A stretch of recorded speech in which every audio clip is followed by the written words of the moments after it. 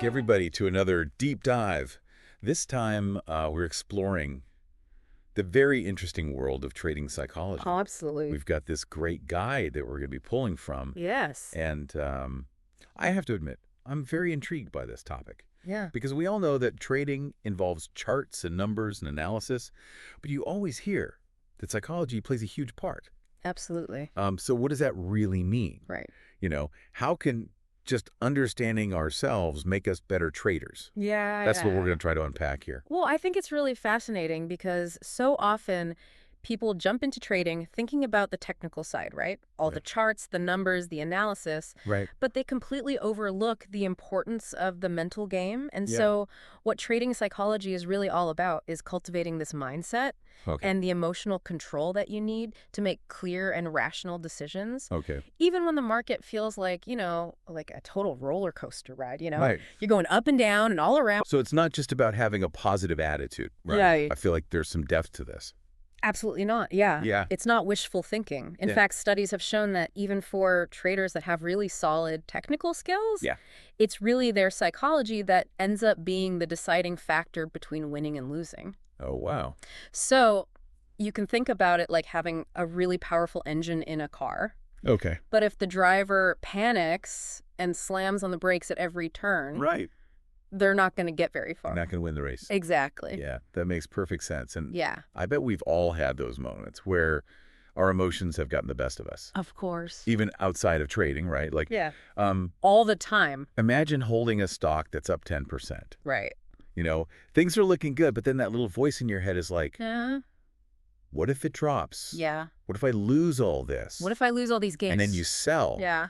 trying to lock in the profit, You want to conserve. only to watch that stock climb another 20%. Exactly. Yeah. It's so frustrating. So frustrating. But it's a classic example of how emotions like fear and greed, and even just the fear of missing out, that FOMO, Yeah. can hijack even the most carefully crafted trading plans. Yeah, for sure. Yeah. So how do we start to unpack this? Like, how does understanding these emotional responses Right. actually translate into making better decisions when we're trading? Well, I think it all starts with recognizing that these emotions are completely normal. Okay. It's human nature to feel fear when we're faced with a potential loss or, even excitement and greed when we see an opportunity for a big gain, right? So the key is to actually become aware of these emotions as they arise. Okay. And understand how they might be influencing our decisions. Okay. And then develop strategies to manage them effectively. So it's almost like we have to become an observer of our own minds in a way. Exactly. Like, notice these patterns without letting them kind of take over. That's exactly right. Yeah. That self-awareness is really the foundation of everything. Okay. And once we understand our own emotional tendencies, Yeah. then we can start to build that mental toolkit Okay. to really help us navigate all the ups and downs of the market. So let's dive into that toolkit. Okay. What are some of these, like, common psychological traps that traders can fall into? And then what are the tools we can use to kind of avoid them? So one of the most common and maybe the most insidious traps is really just this fear and anxiety, Okay. particularly the fear of losing money. Right. And it's a natural human instinct. Of course. But in trading, it can really paralyze us and cause us to miss opportunities or exit positions prematurely, out of fear. It's like that feeling of like freezing up when you see a snake. Yes, exactly. Even if you know it's harmless, Right. your body just reacts before your rational mind can catch up. 100%. That's a great analogy. And so, yeah. Just like with the snake, right? Yeah. Understanding the source of the fear, Yeah. learning to recognize the signs in ourselves, Right. that's the first step to overcoming it. So instead of just letting fear dictate our actions, Right. we learn to acknowledge it, Yes. assess the situation rationally, Exactly. and then make a conscious decision Yes. based on our analysis and not just pure emotion. You got it. Okay. That's the goal. Now, on the flip side of fear, Yes. we have greed and overconfidence, Yes. which can be just as dangerous. Absolutely. And, after a string of wins, it's really easy to get caught up in that excitement, right? Of course. We think we've got it all figured out, like we've cracked the code. But We can't lose. exactly. Yeah. And that's when things can get a little hairy. I imagine it's like gambling, Yes. where A few lucky wins can make you feel invincible. Right. And then you start betting bigger and bigger. And then, Yeah, and you know how that story usually ends. it doesn't end well. It usually doesn't. Yeah. And so greed can really push us to take excessive risks. Okay. Maybe over leveraging our positions or holding on to losing trades for too long. Right. Hoping for that miraculous turnaround. Right. Hoping for that miracle. But that often leads to bigger losses than if we had just cut our losses early. Right. And moved on. So it's about finding that balance between confidence in our strategy. Yes. But acknowledging that, you don't have a crystal ball. We don't have a crystal ball. You don't know what's going to happen next. Yeah, this is already so insightful. I'm starting to see how much deeper this goes than I initially realized. Absolutely. But I know there's more. Yeah. What other kind of emotional traps do we need to be aware of? Well, let's talk about FOMO. Ooh, FOMO. The fear of missing out. Yeah. It's that nagging feeling that everyone else is making money while you're sitting on the sidelines. Oh, I know this one. Especially in the age of social media where it seems like everyone's winning all the time. Right. But how does that specifically play out in trading? So imagine you're scrolling through your trading feed. Okay. And you see a stock that's just been skyrocketing. Mm-hmm. Everyone's talking about it. Yeah. Charts look impressive. Right. And you get this urge to jump on board before it's too late. Yeah. But here's the thing. Okay. FOMO often leads us to make impulsive decisions. Right. We throw our carefully crafted trading plans out the window. We abandon ship. Exactly. Yeah. And we buy in at inflated prices driven by emotion rather than analysis. Yeah. And we often end up buying at the peak just before the inevitable correction. Oof. Yeah. So it's like going to a crowded concert Yes. and getting all swept up in the energy of the crowd. Yes. Even if you don't even like the music that much. Exactly. Yeah. Yeah, it's easy to get caught up in the hype. Right. But the key is to just step back, take a deep breath, Yeah. and assess the situation objectively. Right. Ask yourself, does this trade actually align with my strategy? Okay. Have I done my due diligence? Right. Or am I reacting out of fear of missing out? It sounds like FOMO is closely tied to another emotion that I think we've all felt, which is impatience. Impatience. That desire for instant gratification. Yes. You want to see those profits roll in right away. You want to see results now? Yeah. Yeah, impatience can be a real killer in trading. Okay. It can lead us to abandon sound strategies prematurely, jump from one trade to another, or constantly tweak our approach before it has a chance to work. It's like planting a seed. Yes. And then digging it up every day to see if it sprouted. Exactly. Exactly. You got to give those strategies time to play out. Right. We got to let it grow. You got to trust the process. Right. And resist that urge to constantly tinker. Trading is like gardening. It is. It takes patience. It does. So we've got fear, greed, FOMO, impatience, anything else lurking in the shadows of our trading minds.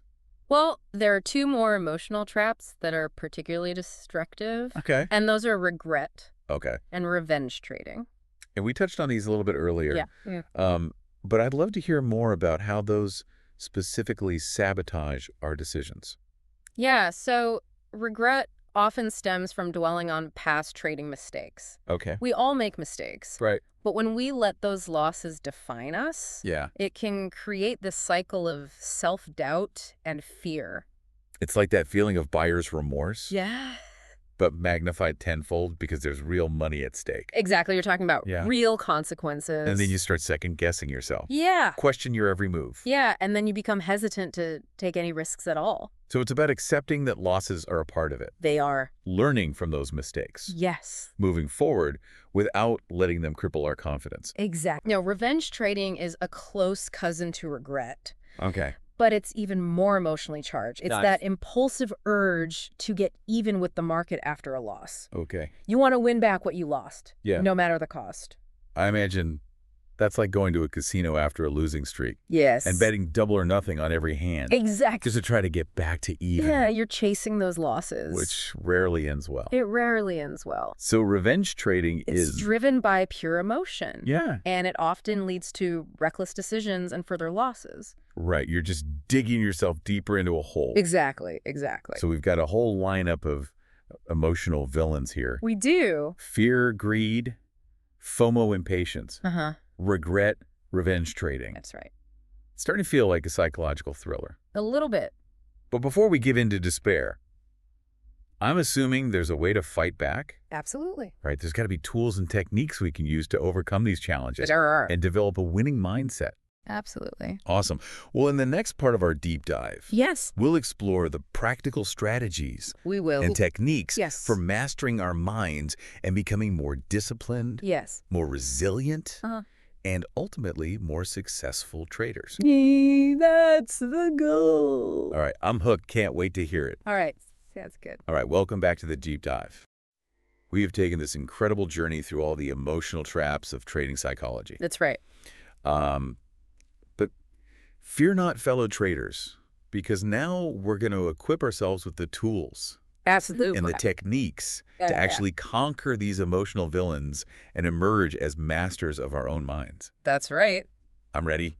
It's time to shift gears from awareness to action. Let's do it. We've identified the challenges. Right. Now we're going to explore those strategies to develop that mental fortitude and the emotional resilience to really thrive in this crazy market. Okay.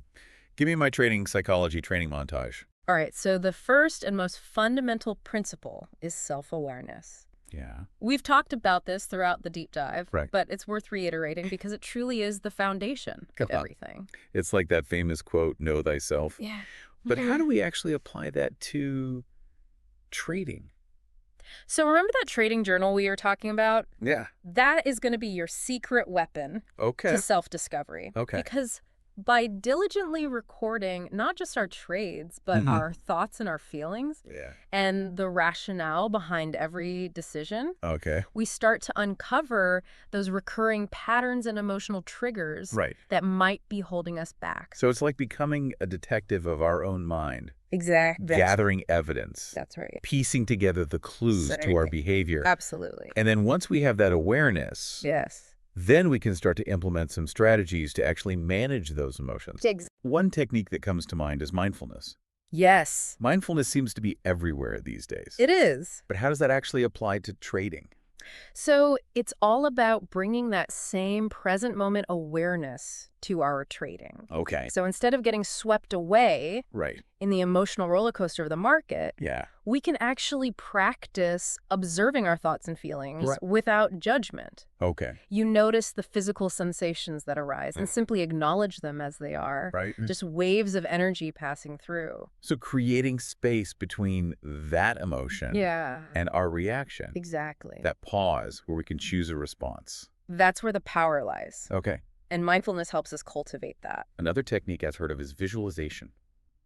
Visualization. Is that just positive thinking? No, it's more than just wishing for a winning trade. It's really about engaging all of our senses to create a vivid mental rehearsal of ourselves, executing our plan with discipline, composure, precision. So like training our minds for those high-pressure situations. Exactly. Similar to how athletes would visualize their performance. That's a great analogy. Okay. So by repeatedly visualizing ourselves, handling those scenarios effectively, we build confidence. Okay. We strengthen those neural pathways for the desired behaviors. And then we increase our likelihood of actually performing well under pressure. It's like giving our minds a blueprint for success. Yes, exactly. Okay, and then how about resilience? How do we develop that mental toughness to bounce back from losses? Yeah, resilience is all about reframing our perspective on setbacks. Okay. Instead of viewing losses as failures, we can choose to see them as valuable learning opportunities. Okay. Data points that can refine our strategies. It's like they say. Every master was once a disaster. Absolutely. We learn from our mistakes. That's right. Adapt and keep going. Yeah. And remember, discipline is paramount. Sticking to our trading plan, even when emotions are running high. That's crucial. It's like having a set of rules for ourselves. Yeah. A commitment. Exactly. And finally, mastering our minds is a journey. It is an ongoing journey. Not a destination. Not a destination. This has been an incredible deep dive. Absolutely. I feel like I've gained a whole new toolkit for navigating the markets. That's great to hear. To everyone listening, take those first steps. Start that trading journal. Start that journal. Try a few minutes of mindfulness each day. Really commit to analyzing those emotional responses. The journey to mastery begins with a single step. It does. It does. Until next time. Until next time. May your trades be profitable. Yes. And your minds be clear. Absolutely. Thank you so much for joining us on another deep dive. It was a pleasure being here.